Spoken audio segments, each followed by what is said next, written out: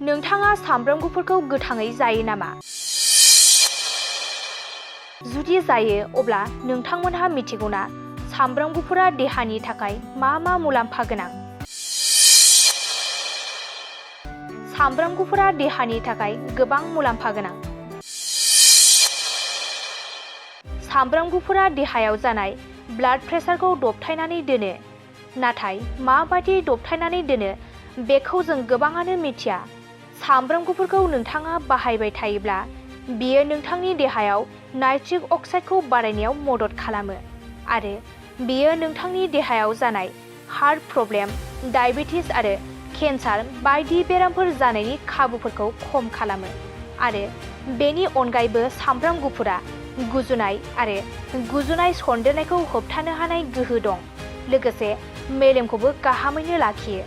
सामब्राम गुफुरनि सिङाव एन्टि बेक्टेरियेल आरो एन्टि भाइरेल मोन्नैखौबो मोननो थाङो, जाय नोंथांनि फिसा बेराम जेरै लोमजानाय, गगा मोननाय बायदिनिफ्राय रैखा खालामो आरो नोंथांनि देहानि इमिउनिटिफोरखौबो बांहोनायाव मदद खालामो। बेजों लोगोसेनो देहानि बिगुरफोरखौबो गाहामै लाखियो आरो सामब्राम गुफुरा पेप्टिक आलसारखौबो होबथायो।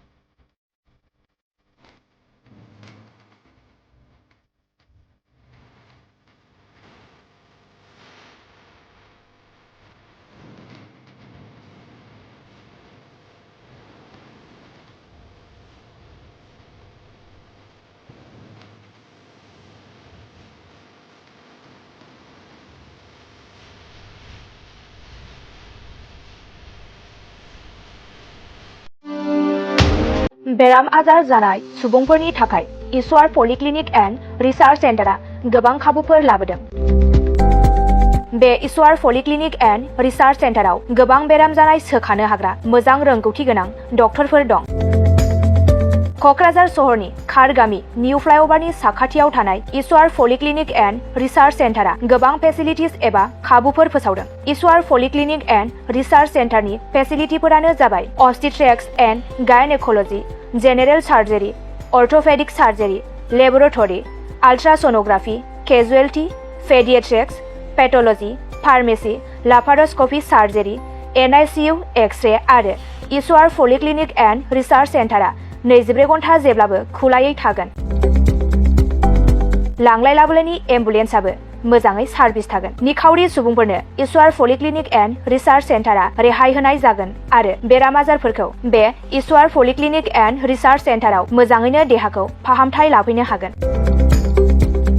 खम बेसेनाव जायखिजाया समावनो अपारेशन खालामनो हानाय जागोन। आबुङै खौरां लाहरनो थाखाय 9395024949 जानबुं नाम्बाराव खौरां लाहरनो हागोन आरो इमेल iswarpoli30june@gmail.com आव जगाजग खालामनो हागोन। नमस्कार, মই ঈশ্বৰ পলিক্লিনিক ৰিচাৰ্চ চেণ্টাৰৰ সুপাৰিনটেণ্ডেণ্ট ডক্টৰ CK ডিমাৰীয়ে কৈছোঁ। আমাৰ এই ঈশ্বৰ পলিক্লিনিক ৰিচাৰ্চ চেণ্টাৰটো কোকৰাঝাৰৰ খাৰগাঁও ফ্লাইঅভাৰৰ তলতে এইটো নতুনকৈ আমাৰ স্থাপিত হৈছে এটা নাৰ্ছিং হোম। ইয়াতে আমাৰ এই নাৰ্ছিং হোমত বিভিন্ন বিভাগৰ চিকিৎসা কৰা হয়, যেনেকৈ অৰ্থপেডিক্সৰ আৰু গাইনকলজি আৰু তাৰপিছতে জেনেৰেল চাৰ্জাৰী, আৰু আমাৰ ইয়াতে জেনেৰেল চাৰ্জাৰী হোৱাৰ লগতে লেপাৰস্কোপিক অপাৰেশ্যনো হয়।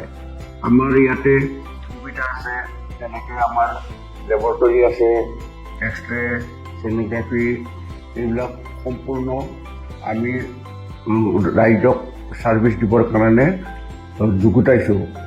ৰাইজ আমাৰ ইয়াতে OPD যিটো মানে বহিৰ্বিভাগৰ ৰোগী চোৱা হয়, সেইটো আমাৰ চোৱা হয়। তাৰোপৰি দিনে ৰাতিয়ে আমাৰ ইয়াতে অপাৰেশ্যন কৰা হয়। গোটেইখিনি সুবিধা আপোনালোকে পাব। ইয়াৰ উপৰিও যিসকল লোক আৰ্থিকভাৱে তেওঁলোকৰ দুৰ্বল, তেওঁলোকক আমি ৰেহাই ৰেটত আমি চিকিৎসা কৰিবৰ কাৰণে যত্ন কৰিম।